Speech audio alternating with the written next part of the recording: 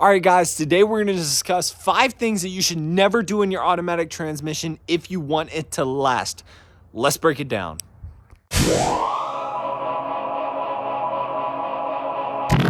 So automatic transmissions today are the most popular form of transmission there is. And there are a couple reasons for that. Old automatic transmissions used to be less efficient than manual transmissions and also had less power than manual transmission. Now, since over 97% of people on the road have automatic transmissions, this is a heavy part of equipment in the car that you heavily want to focus on keeping well maintained. Now, unfortunately, since most manufacturers have moved to sealed transmissions, you no longer have a manual dipstick that you can check and see the fluid in. So what you have to do instead is figure out where your transmission is. Okay, so this is a 2014 Volkswagen Passat SE.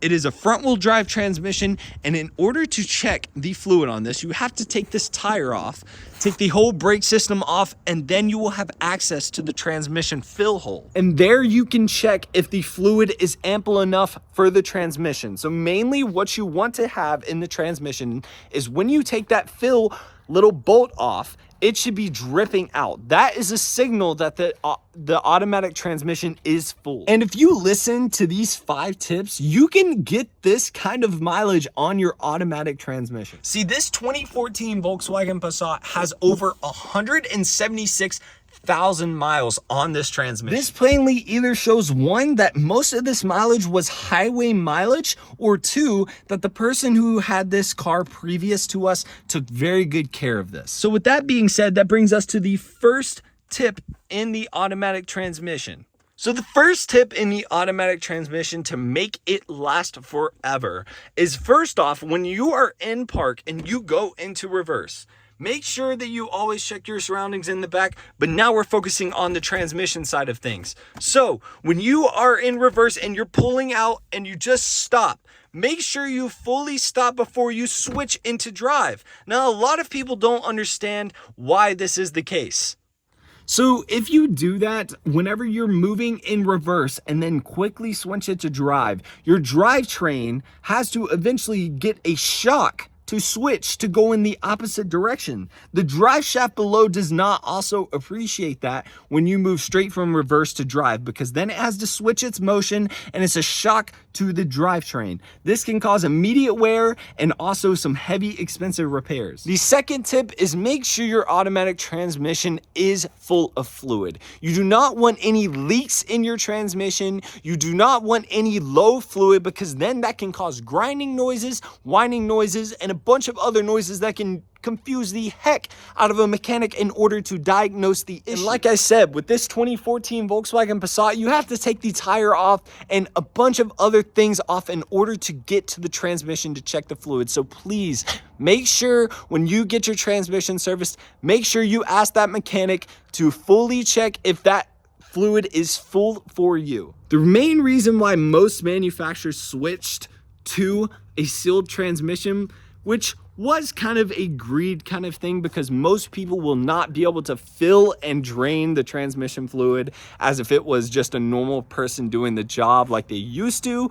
But now you have to open up the wheel, get to everything. So really it's a profit scheme. It does not help a single thing in order for the transmission to be sealed. This is just pure greed from manufacturers and dealerships. As I used to work at a dealership, this was a quick way we can make profit. It's such a hard job to do if you are not mechanically experienced, but it also is a huge profit maker for dealerships. So this is why a lot of car manufacturers are switching to this process. But there is also a behind the scenes process of why they do this as well. So a lot of people in the past used to put incorrect transmission fluid inside those manufacturers' transmissions, and they were causing issues. So the manufacturers tried to limit their exposure to different fluids that the transmission wasn't designed for by AKA making it a sealed transmission. And this brings us into our third topic. Do not abuse your automatic transmission. Do not floor it every place you go. Do not destroy the transmission, and mainly do not over rev and redline the engine every time at a stoplight,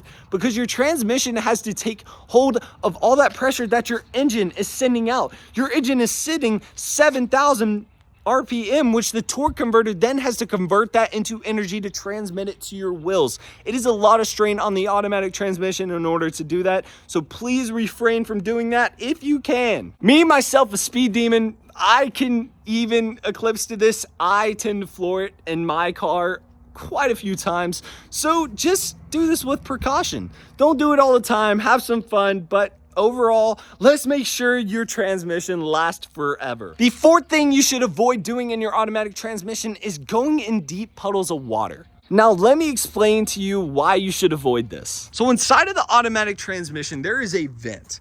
Every automatic transmission has a vent so the fluid can vent out the heat. That's just excessive. Once it gets heat built up inside the transmission, it has to go somewhere. So manufacturers have built a vent inside the automatic transmission, which sits pretty low to the ground. So really you want to avoid going in deep puddles of water, because then with that vent, if it's enough pressure and is deep enough, you can send water inside your transmission.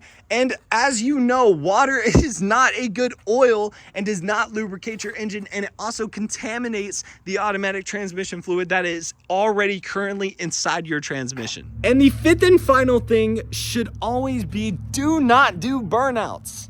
I know a lot of you guys, especially car enthusiasts, love doing burnouts, but I'm telling you that exerts a lot of wear on your engine. Some people would think that would be differential wear, but it does include the transmission as well, because once your differential is including that power and making you go, that transmission is having to shift that power. It is having to work a long time. Imagine you trying to go 0 to 15 miles an hour. It is nearly impossible, and you cannot do it. That is what your transmission is feeling whenever you are trying to do a burnout. You are telling it to accelerate, and it is straining itself to its maximum in order to receive that throttle input that you put on the engine. So make sure when you do burnouts, don't do them very often, and especially don't do them very long, because I know a lot of people who are car enthusiasts are gonna do some burnouts.